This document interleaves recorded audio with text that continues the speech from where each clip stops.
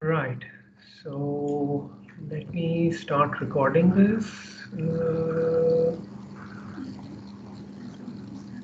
Right. Over to you, Shamu. Thank you very much. So probably I'll be able to share my slides here. I haven't used, Teams for a long time actually. All right. So I guess this is one. Is it PowerPoint Live?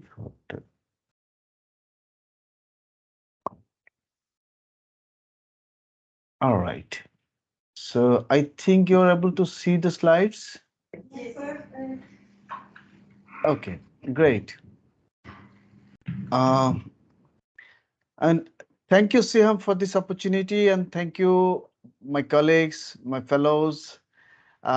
This is, of course, this is a shame that I wish I would have been here with you and discussing in a more intimate manner, kind of very interactive conversation, which this particular online conversation probably will not provide us much with.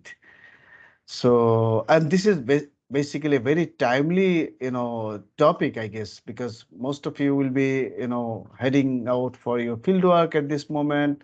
I know from our side that me and Nobi are planning for our field work. We are, doing some preparatory works.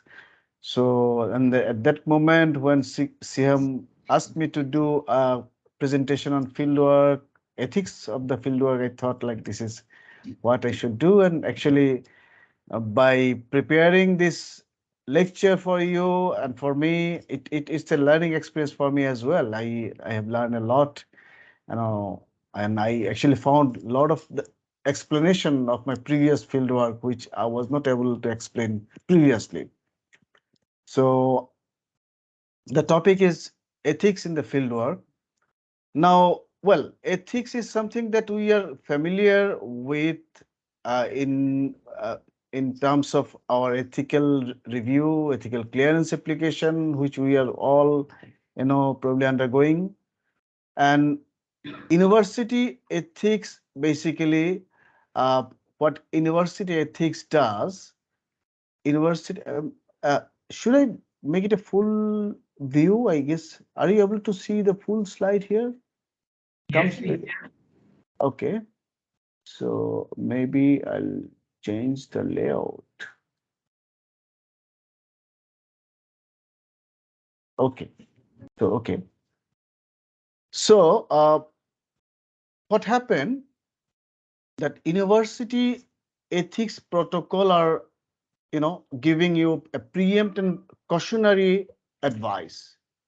So they have their standard protocols, and all these protocols like consent, then what they call it, confidentiality agreement, so on and so forth. So these are basically very preventive measures, cautionary advice, and this cautionary advice is based on a principle. Like the principle is like, as a researcher, we shouldn't do harm to our respondents. So when we actually assume so, as we'll see it later, that we will probably deny the agency of the participant in a qualitative research, because the qualitative research is something where you have to admit the agency of both the participant and the researcher, which probably the ethical review committee of any university doesn't have much to do. So, and they have a very fixed idea about fieldwork. Of course, this is being enriched by feedback provided by the field workers after their field work. But at the outset, it's very standard protocol that we need to pass through when we you know when we stand for the review, ethical review. Now, field work. What is a field work?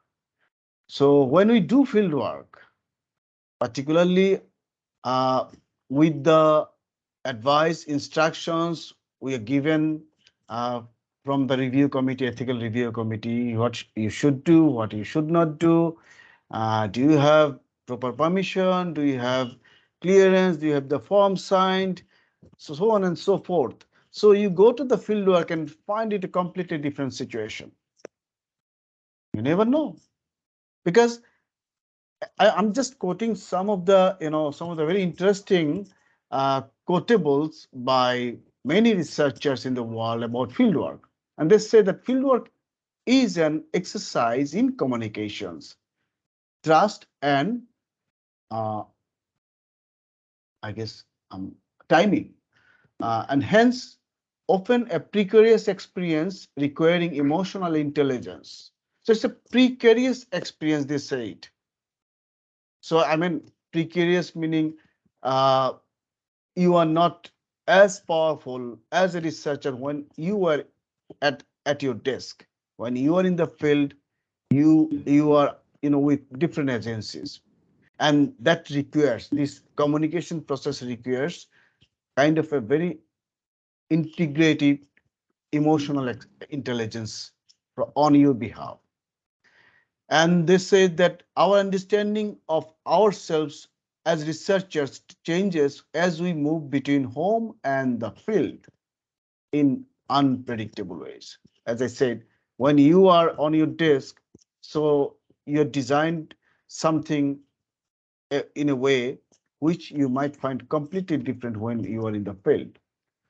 And this can produce stresses for both the researcher and participants that have the potential to compromise the research relationship, the researchers and participants' well-being, and the research project itself.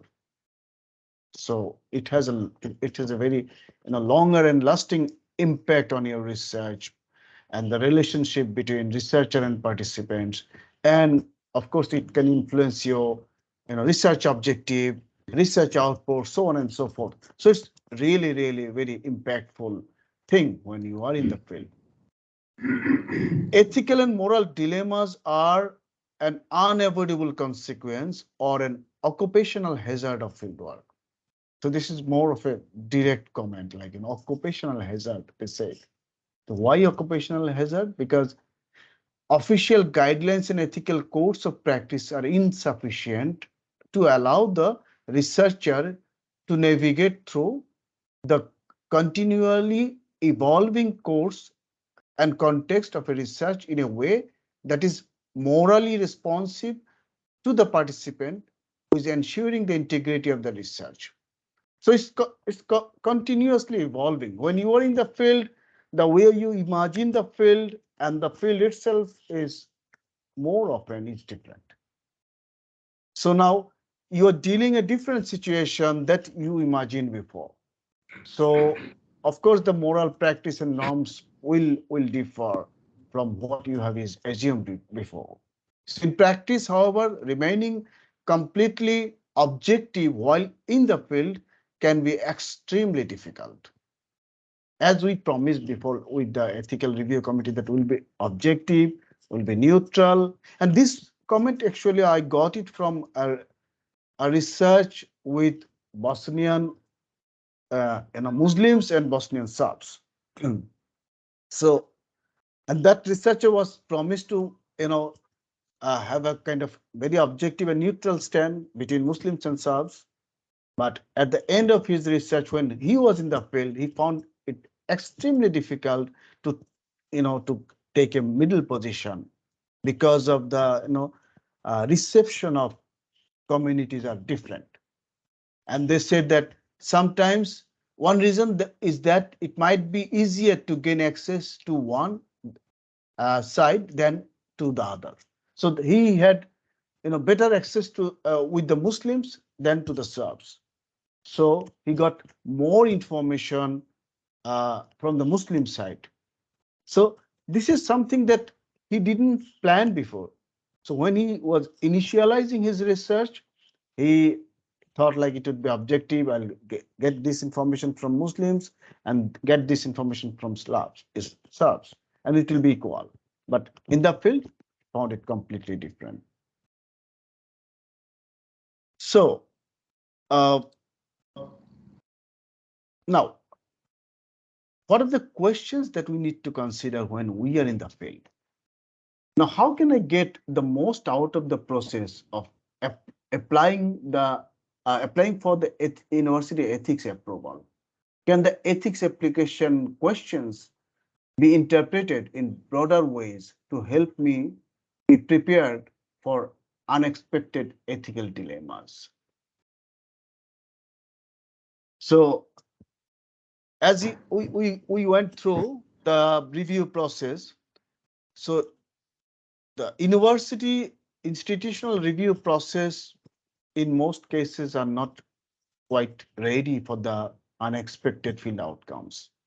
But there is a provision with the university ethical review in many universities that uh, when you know complete the research, you give them a report about what sort of ethical dilemmas and problems that you faced in your research in the field, which you didn't plan before, so that university ethical committee can count them in their future instructional process. The second question that actually we can ask for to ourselves is, can the dilemma and adaptive process I'm going through become part of my research? So like, uh, so now the objective, your research objective is totally different. Now the dilemma that you have feel in the field, how can you handle this dilemma within the paradigm of your research? How can you deal it in your knowledge field, in your epistemological framework? So this is what uh, comes as a valid question in the field.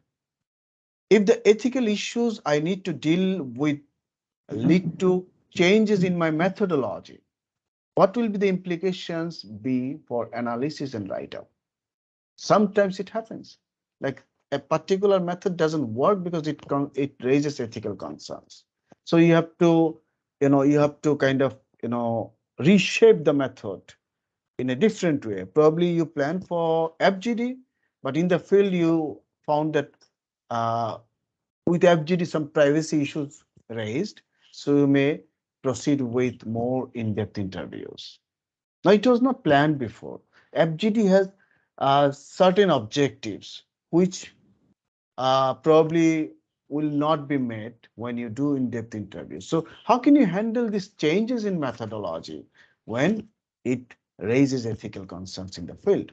What strategies do I have in place to deal with the potential feelings of guilt, uncertainty, and rejection whilst doing my fieldwork? Guilt, uncertainty, rejection of the researcher here. So now you have dealt with the guilt, uncertainty, pain, uncertainty, rejection of the participants in your ethical review. But the ethical review in most of the universities do not tell you about how to deal with your feelings of guilt. Sometimes it happens. How can you deal your guilt, your uncertainty, your rejection? So this is a valid question that we can try to get answer from today's presentation. So I'll basically present three case studies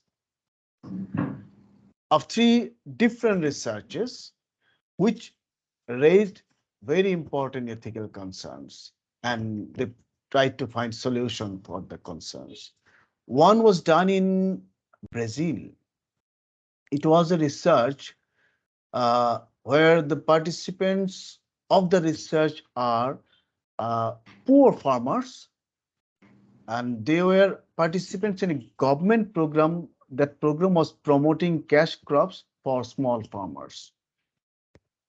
So the researcher was about to see the impact and interest of the uh, cash crop cultivation culture of the by the poor farmers under this government program. But when he or she was in the field, she was basically informally informed by a government staff that this program is going to be a failure because it has several barriers. Now, when he started talking to his, field workers, participants, so he found that the participants had high expectation of the program and were taking bank loans and making significant investments of their money and time into this program, which would be a failure according to the informal communication of a government staff. So the researcher knew it. Now, he actually fell into this ethical dilemma. The questions that he faced at that moment is that how much information should we release to the farmers about possible collapse of the program? The program will be collapsed. And now, should the farmers be informed about the collapse? Because the researcher by that time knew about the collapse, which is evident. Now, can information revealed informally by government staff be considered legitimate? Because he was informed informally by government staff. How can he consider it as legitimate, communications? This is again another ethical concern. The third question is that how would this shift the role of research team, shift of the research team from interviewer and information collector towards informer. So the research team was there to collect information. So what happens? They became kind of an informer. I mean, if they communicate these issues with the participants, so they will have to change their roles as a researcher and information gatherer. So would that fit into the role of they are assumed with? So the dilemma is there. The dilemma in a in summary is that so if you inform the farmer about the technical economic problem, that will influence the data because his objective was to find farmers' perception about the program. Now, if he informed this possible collapse, definitely the perception will change. So the data will be influenced, number one. So the research objective will not be met. The second problem is that it is unethical to withhold information, important information for farmers who were borrowing large amount of money and changing their farming practices in expectation of an expanding government program. They have high hopes about the program, investing significant amount of money. So that's the dilemma. So the prayer call is happening here. I think it's not too noisy on your side. Should I stop for a minute? No, we can hear you loud and clear, Sharon, and Okay, thank you. So now,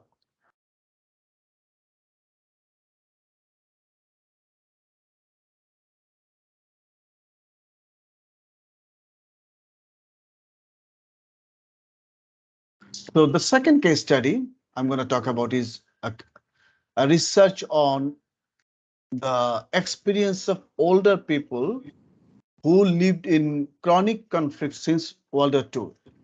The research was undertaken in Indonesia. And the villages that selected are the villages which were severely affected in the tsunami. So now, when and tsunami is also a kind of a disaster which was covered in the research. So since World War II up to tsunami, so the extreme experiences of human regarding conflict, regarding disaster were the subject matter of the researcher. And the instrument they used was life history studies. Now, when they were in the field during the conversation, so they found that interviewees became either visibly distressed or unable to find the words to express what happened in the past. Traumatic experiences when they wanted to describe these, they became kind of traumatized, loss of words, so on and so forth. Now, when they actually undergone the ethical review, the issue was raised that it might cause the participant traumatized. How would you deal? So that was the question was asked by the ethical review committee, and that time he answered that if this happens, then he or she would guide the interview back to the topics on which the interviewee appeared more comfortable. So that is what all we do. So when we ask something about people's discomfort, people's pain during the interview process, during the data collection process, then you call it okay. I'll control it. I'll stop here, and then I'll go back and find a more comfortable position for the interviewee, or I'll change the topic, so on and so forth. So this is what they do, during the ethical review. But what happened in the field? They found that even though they're distressed, no one declined to answer questions. Many checked via interpreters that they had understood the questions and that the researchers had understood their reply. They checked, double checked, and they provided detailed anecdotes even when they distressed. Thanked the researcher at the end of the interview and wished her well. So with pain, with trauma, with distress, they did not give up the interview, the conversation. They continued. And how this creates an ethical dilemma? Because the assumption that the researcher would guide the process did not account the seriousness with which each person approached the interview. As I said that, during this ethical review, the researcher committed that I'll stop the interview, I'll divert the, you know, um, participant to somewhere else. But in practice, they were not able to do this because they were ignorant of the agency of the participant in the process. So the participant took an agency in the conversation, and they automated themselves, and he can't stop it actually. So this is an unforeseen occurrence that they face during the interview.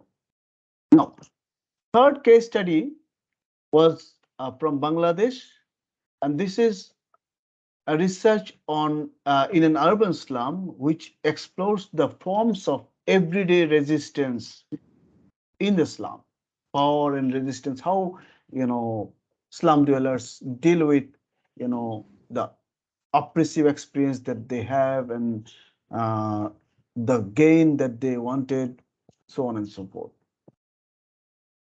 During one of the fieldwork days, what happened? The researcher found that the slum dwellers were terrorized by outside hoodlums who were about to attack the slum.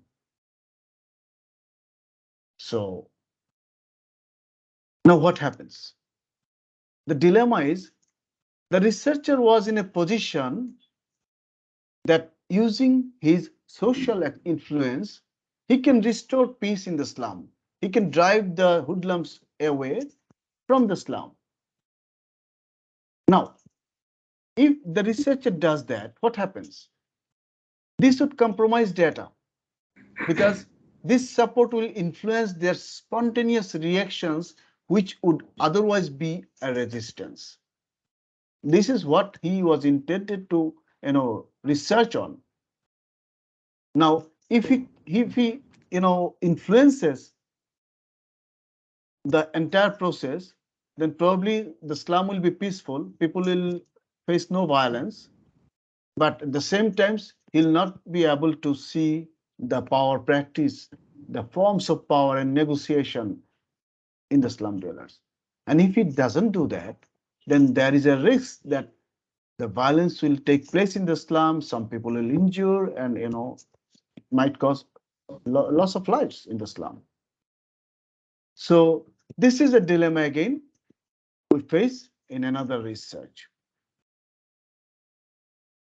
Now, if we just summarize the questions that raised in the fieldwork, we can see these following questions are actually uh, to be dealt in the field, particularly the research that we discussed.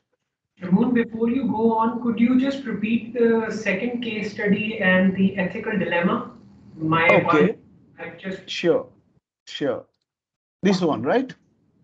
yes, case study two, and the ethical dilemma here was.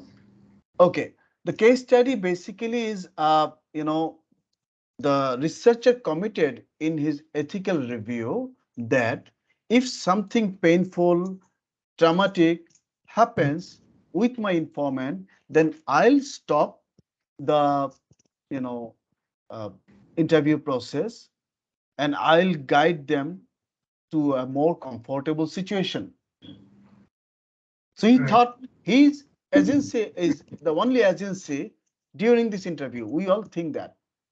But when he was in the field, he was not able to stop the conversation, even when he see that people are distressed, they are loss of words, they're trembling, but they wanted to complete. They wanted to answer in full.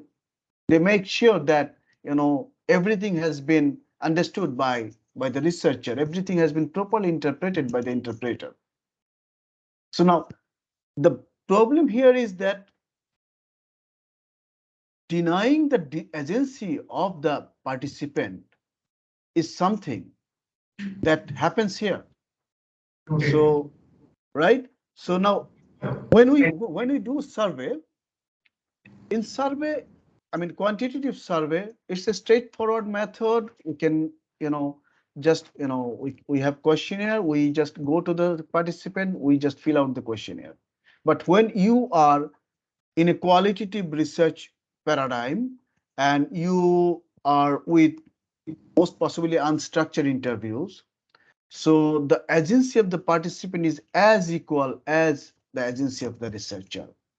So if the researcher commits to the ethical review committee that he will handle, he will manage, but in practice he cannot. He cannot actually commit on behalf of you because the other person may not stop. This is what exactly happened here. So, Noted. so the dilemma is now you did not admit his agency in your previous ethical review, and again you let him, you know, go through the traumatic experience. You can't stop it. You can't, you know, abide by the rule of do no harm as you committed with the ethical review. So that's the dilemma here. Thanks. Noted. Okay. Now, so the questions that actually we faced, in the field work, particularly in these three case studies that raises these questions as well. How can we make ethical decisions about what information to disclose or withhold from the interviews? So we know too much. So what what portion of the information to be shared with the interviews? This is definitely something that we have to make an ethical decision about it, which was raised in the first case. How do I assess the impact of the decisions on data validity? As we disclose it, definitely the data will be tempered, data will be influenced. So, and then again, the entire research will be probably deviated from its own previous objectives. So, is there any way to assess the impact of this? How do we manage the agency of participants while being supposed to be the controller of the situation as a researcher, as I said that. So now we have to admit the agency of the participant, particularly in informal qualitative research. But uh, how far can we ad admit it? How do we measure it and manage it? Because we are supposed to be the controller of the situation as a researcher. Now, if we can't control it and it goes on and creates, some sort of discomfort to the community, to the participant, so how can we manage that? How do we identify the limits of report needed to obtain data? So rapport building is something that we often, uh, hear in qualitative research, that when you go to ethnography or any sort of qualitative data analysis, you should establish rapport. Now, what's how far can you go with the rapport? So this is something. Is there any in India they call it Lakshman Rekha, that which you shouldn't cross? How do we deal with the emotional consequence for ourselves as a researcher of confronting and dealing with such ethical dilemmas? Of course, you are a subject. We researchers are subjects. So now we are talking about the distress, trauma, pain of the participants. But how about us? When we feel, uh, in trouble in our fields, emotional trouble, distresses, traumatic experiences. So how can we deal that? So these are the questions uh, that is to be dealt with when we are in the field. So now, well, these are the just general, because the field workers are the decision makers here. The researchers are decision makers, and the decisions are really contextualized, really very particular. But some general, we call it generalized, viewpoint might help. Number one is to admit that the preemptive ethical review is limited, too limited. It can't deal with unexpected field outcome. That has to be sure. So now, but they have some general guidelines. For example, informed consent is a guideline, right? Now, debriefing is a guideline. Now, this is all there in the ethical review. But when you are in the field, you might find it difficult to deliver or to carry out these particular duties in the way you proposed it in the ethical review, or the ethical review suggested it. So in that way, you have to contextualize it in a sophisticated manner, meaning so that it cannot create any sort of problem in the community. So, for example, informed consent is something which I found in my research is quite difficult, because when you ask people to sign on something, many people become suspicious. Why? Why? Because particularly when you are working with people with low literacy or people living in urban slums, because urban slum people have problems like, since they are kind of, they're having this paralegal or illegal statuses, they don't want to sign on anything, even though they're literate. So now when you want to start a conversation with a paper signing, so that creates this uneasiness among your participants. So probably they will not open up. So that is why it has to be contextualized, and the researchers are the best judges of how to contextualize it. And that's why you need a reflexive fieldwork. So the fieldwork has to be reflexive in a way that, what do you mean by reflexivity? So reflexivity is a self-critical, sympathetic introspection, number one. So meaning the researcher will always be critical about himself as a researcher or herself as a researcher. And when he looks at data, talk to the subjects, at the same time, he will be aware that he is talking to the subject. So his position, his existence will not be invisible to him when he is in the field. He will always have to compare the data, generated in the field, in terms of his existence. So this is reflexive fieldwork. And again, the second point is reflexivity presupposes self-conscious analytical scrutiny. As I said, so the The data, the information has to be scrutinized in terms of the existence of the subject as a researcher. So this is how uh, you can do the reflexive fieldwork. So constantly being aware of yourself as a subject in the field. So you can't forget it that you are in the field. That's reflexive fieldwork, presupposes. And of course, another point is acknowledging the agency of the participant. So in qualitative research, especially those using unstructured interactive interviews, participants retain a considerable control over the process, as we said, as we saw in the third case study. So you have to admit this agency of the participant in all sorts of, informal, lengthy interactions with the participants. So this acknowledgement probably make you more flexible, make you more responsive to the need of the participant. So reflexive fieldwork is something that actually that deals with most of the unexpected outcomes. Reflexive fieldwork with emotional, intelligence, of course.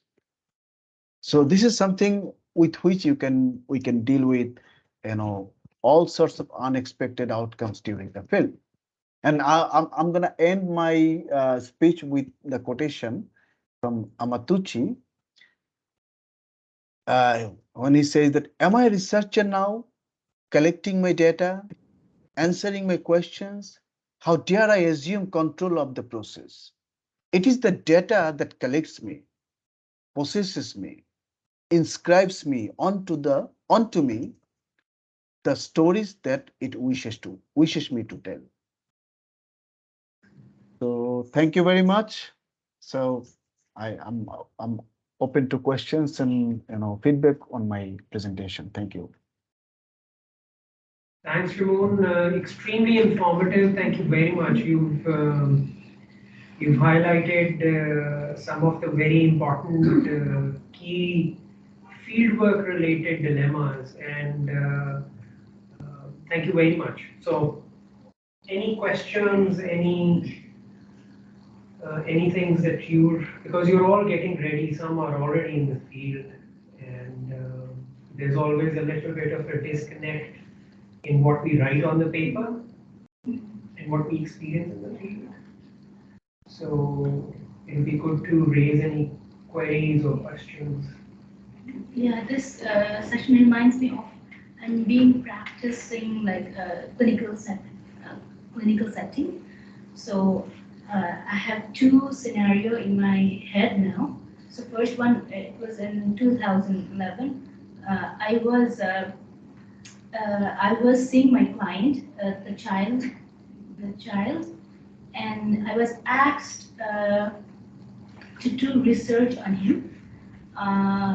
Especially the research was about conduct disorder, and my supervisor asked me to do the research on him. But like I was during like in the session, what happened that they usually pay for the session, but for the research I had to pay to him, and this was quite. Different experience for me because I had to ask the question about conduct disorder to my client, and it was difficult for me at that time. The another scenario is I was doing research to another therapist, and the therapist, they already know me, and I was talking about relaxation breathing techniques. So how do you do that? And the respondent, he was saying that you already know breathing technique, and you were asking me. So at that time, I was stuck whether I should be researcher or I should act like, oh, I already know. So that was a difficult position for me at that time. So while hearing your session, this reminds me of that.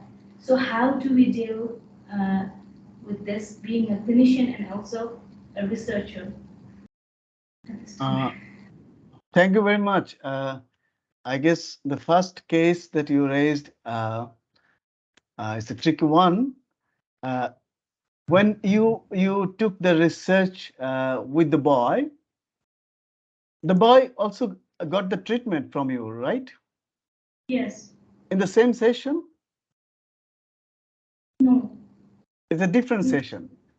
Not in this. I had to ask his parent to do research for one session, but Okay. later he did later on that.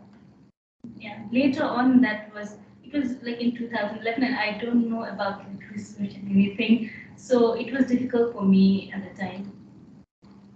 Actually, this is a practice by many psychologists. Even I see a psychologist for sometimes, and I see him, requesting his, patients to come over for, filling up the questionnaire later, so on and so forth. So in that case, I guess it's not be unethical to give some reward to the participant, because you are actually utilizing his or her time in a different occasion. But sometimes what happens, so the data collection and the clinical service happens in the same sitting. In that case, you probably the treatment is a reward. But if it is a different setting, probably they they deserve a little more reward from the researcher, because it's a different setting. And that second issue I didn't quite understand. It was, can you just tell it again? Yeah, I was doing qualitative research with another therapist, a number of therapists, and one of the respondent, he was asking me, you already know this topic, so why you are asking me? So at the time, I had to say yes or no. And I was saying that right now I'm a position of researcher, so tell me whatever you want to say. But he was saying in like judgment view. I can see like in his eyes at the time because of my face, he could he tell it more differently than I am not being clinician. Did I say what? I mean, they already know that what you're gonna ask to them, right? This is the problem. Perhaps, Shimon, they were more interested to, or perhaps a little surprised that you being a psychologist, you're asking about breathing exercises.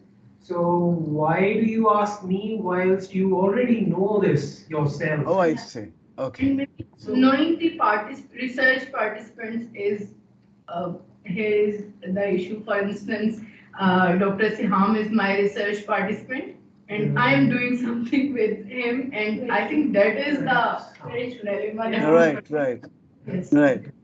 This is tricky, right? So yes, you gave me this advice to do that, and now you are asking the impact of this advice, right? So yeah, I mean, this is a technical, I guess it's not an ethical, because you know the impact of this breathing exercise, right? So it's not something that you are going to explore. This is fairly being understood by researchers, that this is going to be a beneficial for the people who follow this. So this is probably more of a technical issue, I would guess, that uh, probably, you know, placing it before or after would be better. Like, before, uh, you know, if you could have asked them to take the research before the breathing exercise, then probably you'll not be able to face this question. So the sample selection probably is something that you could have thought differently. So this is something I would better suggest here. And if I may add, I think, Shimon, you're absolutely right in terms of selecting your participants. But in both the examples that you faced, I feel that there is a lot of room to improve your good clinical practices. For example, your supervisor asking you, perhaps very without any prior information for you as a researcher. I don't know. I would rather question the good clinical or ethical practice of the supervisor, pushing you into a situation where you had no information Right. and you, on the spur of the moment, uh, probably, I don't know how you approach the informed consent and assent of the child. So you need that particular planning, particular materials, as well as a researcher, being fully informed of what the study will entail, your information sheet. So that's the prerequisite, I think. And many times us as seniors, and I think that's a question for the seniors. We take a lot of things for granted. We will push our sort of mentees into situations, thinking and taking for things for granted because of my authority, or so this reflects on their good clinical practice. When I say good clinical practice, I'm talking about good clinical practice of ethics. And many of the universities, many of the funders now put a prerequisite that share with us this ethics practice or ethics training certificate. I think Nabil just did the EpiGM certificate, right? So, yeah, so I think I just wanted to reiterate that that's an important aspect. Uma? True. True. I have two or three questions. Sure. And the first one, I'm concerned about the informed consent in the real life setting and relating it with the time constraints. So we have in the written informed consent, we have too many headaches, this. And when we are going in the field, we do not have so much time to read all the informed consent, and maybe after the informed consent, the participant will say, okay, you have taken too much time, come another day for the questionnaires. So we have to summarize and sometimes adapt and contextualize. So is it the right process? Because when I have seen the different courses and ethics discipline, they have said that just tell everything to the participant, all the things, what will happen, but in real field work, I think this is not happening in that reality. So what's the middle policy for that? Okay. May I? Maybe the second question is also related to that. Maybe I put that too. I have also seen that giving the time to the participant, for instance, 24 hours to consent. And in real life settings, we also face difficulties that giving the information sheets and then asking them that you have 24 hours to respond to us. Then we have the dilemma that maybe we will lose the participant, what will happen. So these are two things which are interrelated, and I need your... Great questions. Yes, Shamun, you wanted to... I mean, to my view, it's like, I encounter two different suggestions in my life when I was having this question in my early research life. And in the Western academia, of course, they will ask you, yes, follow the shoot. Follow the shoot meticulously. Definitely, you have to do all these things. This is part of your research and you have to manage it. But I argued with them, and then definitely, I'm sure at this point of time, I'm damn confirmed. I guess Dr. Siam will agree with me that this will not happen in our part of the world. So this is really difficult. It's not only a time constraint, it has many other value problems. So it creates discomfort to the participant, and particularly participants with low literacy, kind of very interim residency status, so people living in fringes, so they don't have time, they don't have this comfort to read all these things prior 24 hours and give you consent. This doesn't work, this doesn't work. So I mean, in my case, what I did, because I was not able to take signature, I mean, it's not possible. They don't sign, they'll not sign. They said that I will not sign and on anything. Talk to us if you want to talk to us, otherwise please go, will not sign. And how can you do that? So basically, i I started without any consent. I mean, just I have to admit that. And then at one point of time, when the report is little bit built, trust is built, then I said, okay, at the end of the day, at the end of the interview, are you able to just give me the permission that I talk to you? They said, okay, but I, no signature. I said, okay, I'll just I'll tape your voice. Is it okay? I say, yes, it's okay. Excellent. So this is how I did it. And then I was able to convince my supervisor that, okay, this is how I managed it.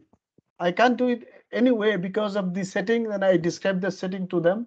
And finally they were convinced. And yes, I have had a hard time with my ethical review when I submitted my fieldwork report. Yes, it happens. So, Suman, with regards to that, did you go back to the ethical application and then revised it and resubmitted, or how did it work in that sense? No, the ethical application was passed. So when I submitted the fieldwork report, and they asked me to report to the ethical review committee regarding the deviation that I had in my fieldwork. And when I actually wrote an email to them, they actually invited me for a presentation in the ethical review committee, and they took notes of it. So this is how it happened. Questions. Since we have just started our data collection, when we went to the field just last week, we faced three issues. So one was with regards to severe adverse events reports. So that severe adverse events report is particularly designed for the women who are engaged in our study. But what we found was, like, even the FCSVs who are the peer deliverers, for example, they might be facing different issues when delivering the intervention. So do we report do we report any problems that they face in the severe adverse events report, although they are not our trial participants? So that's one. And the other one was, so, like, about the compensation.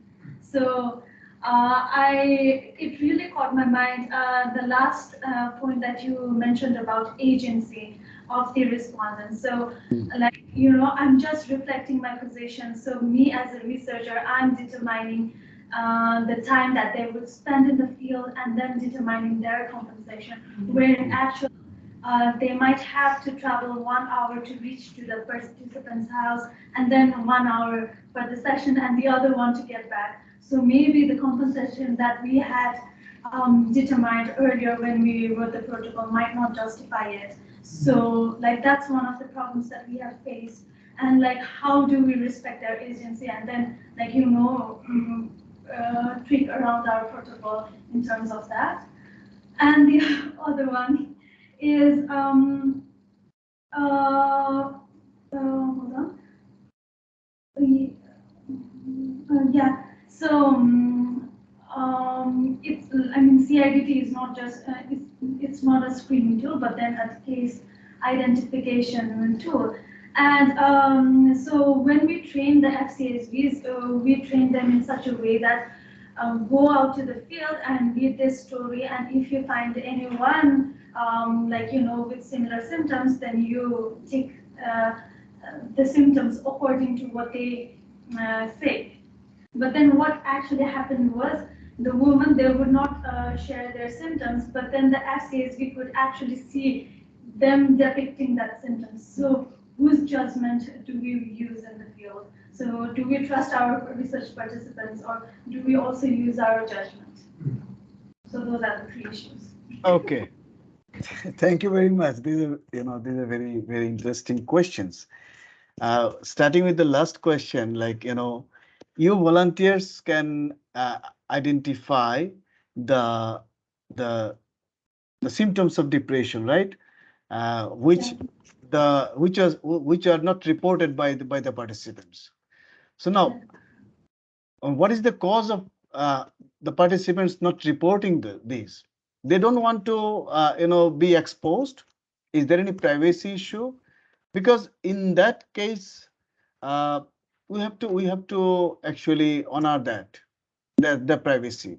So if somebody doesn't want to get exposed, even with all this traumas, because they're adult, so even though our volunteers are able to identify the signs of depression and everything using their identification tool, but if the participant, so they're not reporting, if it means that they're not willing, then definitely it's not voluntary participation. So we can't have them as participants. That's my point of view. But if it is just ignorance, just casual, no. So you have to explore further. It might not be just rejection or denial, might be just a casual no, right? So didn't actually took it seriously. So maybe if you consider it so, then probably you talk to them directly, and if you find them interested, then you can include them in your participatory list. So that's my guess. And the second one was about compensation. Well, yeah, definitely. It's not honorarium, it's compensation. So 1 hour uh, to the field and 1 hour from the field. Yes, of course, if you can count it, it could account much higher. But it's just a compensation. And when they came, of course, it depends on, because sometimes in our uh, development research cases, we found that there are false promises made by researchers. Come, then we'll give you money. So now when they gave you the money is too small, too little, and there are negotiations happen. So this is a nasty practice of research. But in our case, we are not committing to give any honorarium to them. It's like, if you can come and join us, we can have just conversation. This is how initially we do, right? And your information will help the community. It will help the humanity in general, because based on your information, we'll conduct a research, and based on this research, uh, people later will try to improve the quality of the service, so on and so forth. So no commitments, but this is how it's going. It's supposed to be going. Now, when they come to the field to talk to you, then definitely after the conversation, you give them a token of appreciation. It's not an honorarium, so it doesn't count there. Of course, when you measure the token of appreciation, researchers should count the probable cost of their time and the conveyance. Definitely, it has to be something that covers all those costs. That's my point of view. And the first was one severe adverse events report, right? Mhm. So what was the issue there? Can you just repeat it? The issue was shown that the severe adverse events in terms of a pilot trial or even a trial, generally severe adverse events that you are supposed to report as part of data safety and monitoring, that's related to the participants. But the people who are delivering an intervention, the delivery agent, who are not the participants of the study, may also encounter some bad experiences. So how do you report them as severe adverse events or not? That was the key question. So if Okay. you have an opinion on that, sure, please share. Right. So here we have three agencies we see: participants, the researcher, and the intermediaries, the service deliverers. So this is a complex situation, I would say, and at this moment I don't have any straightforward answer to that, but definitely it's reportable. It's reportable. But since they are not participants, but they are part of the research, they are not researchers as well. So the report should include them uh, as people who can influence the data, because they can influence the data, right?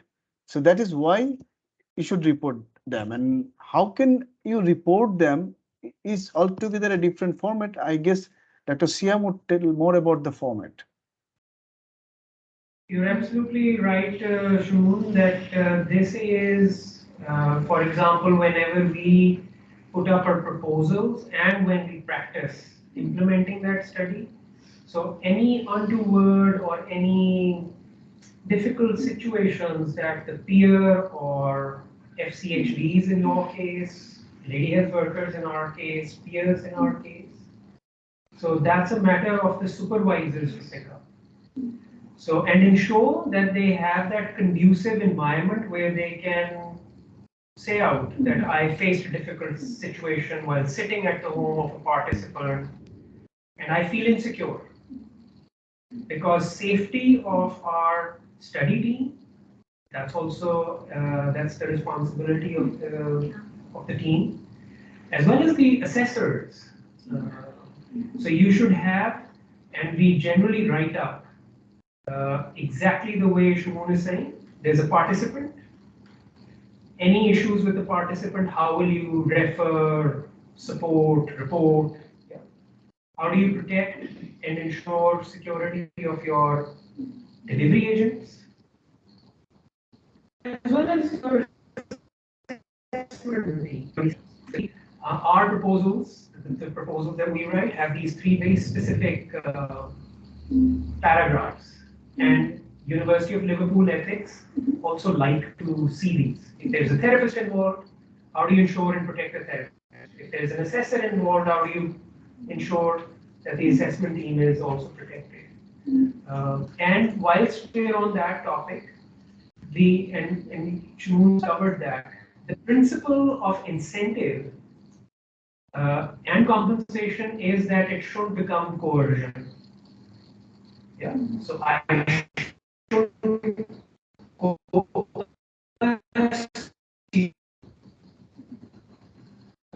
into, like Shmoon saying, in the field settings, you would be surprised, Prasanta, how non-financial coercions also are at play.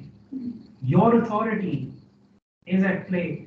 I keep saying that in Pakistan, the rural settings, they're extremely humble people. They're hospitable. They'll open their doors. Oh, Dr. Saab has come. Now my position is coercing them into being polite, open-hearted. Oh, look, the doctor's come for an interview.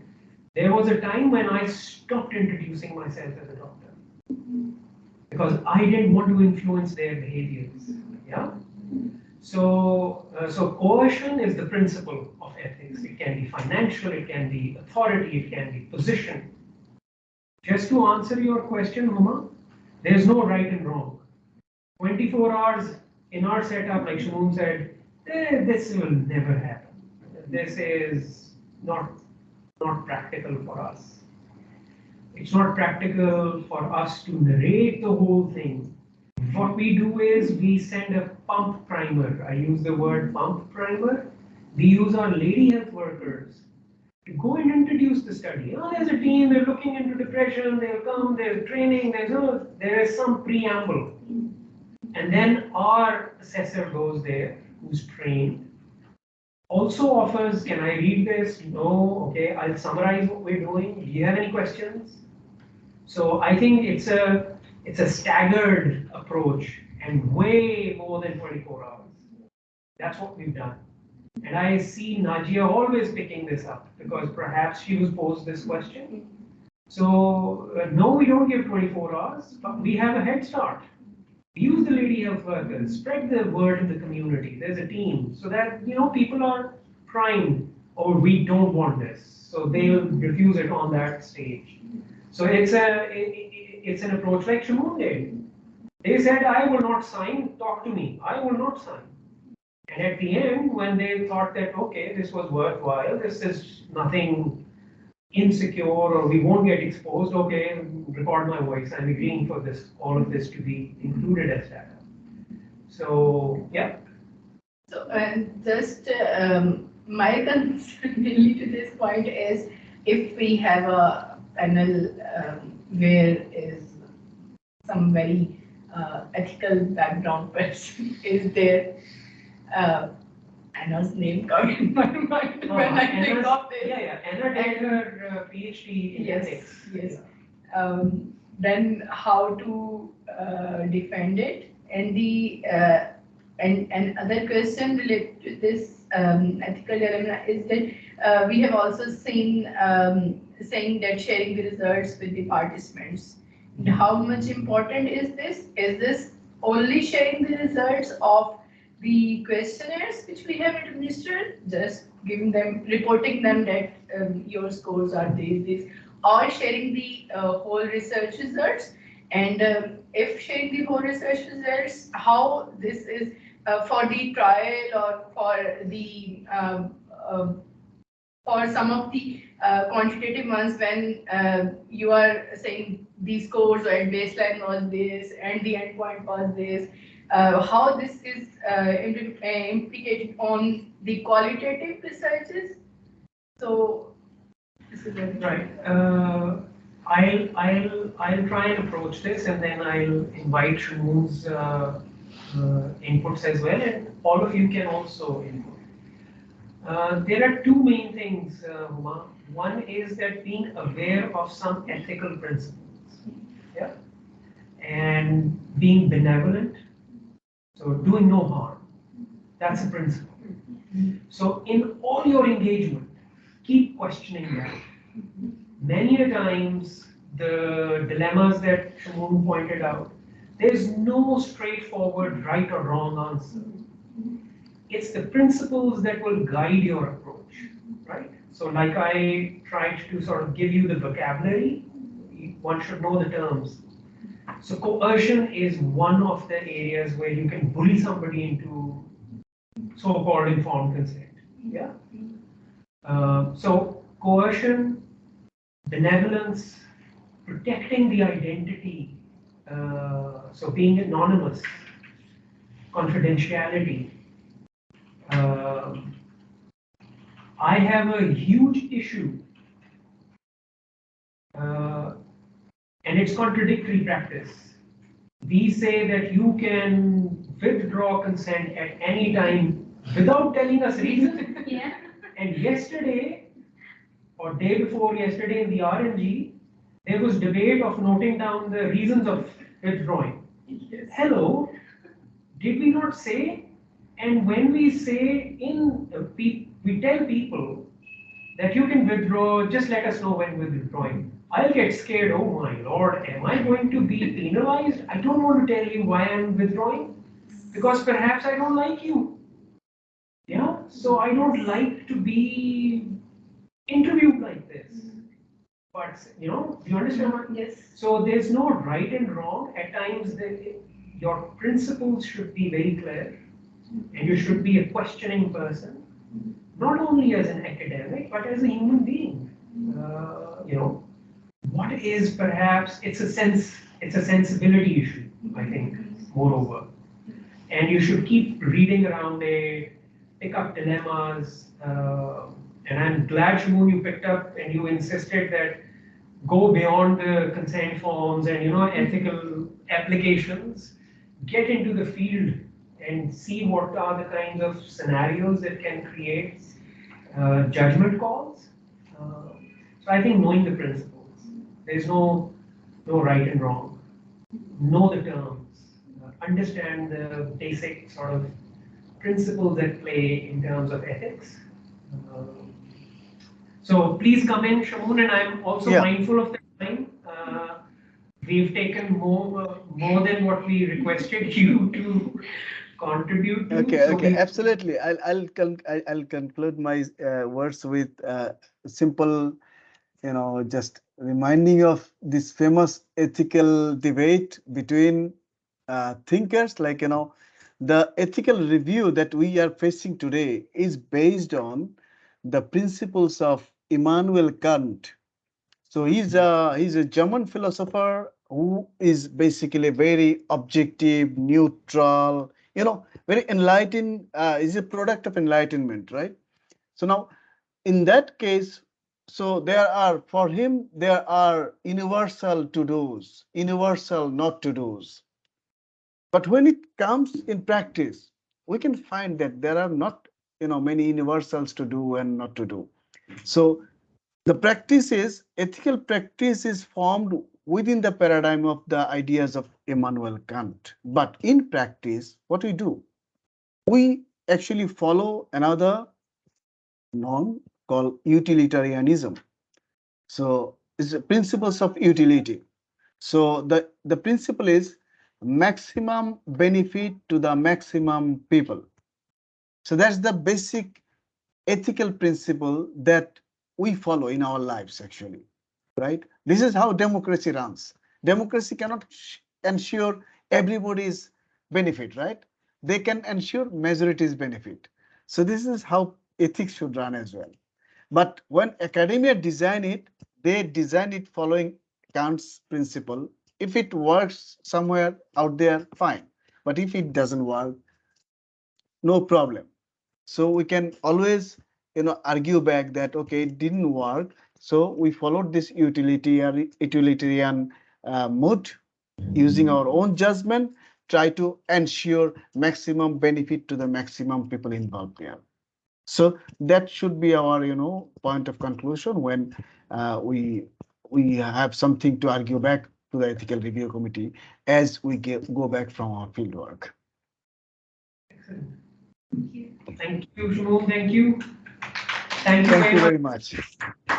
It's extremely important topic, and thank you for jogging our sort of insights and helping us to think more. Thank you very much, Moon. Bless you. Thank you. Thank you very much. Right. See you. I'll be in touch. Thank you Yeah. very much. Thank you. Bye. Actually,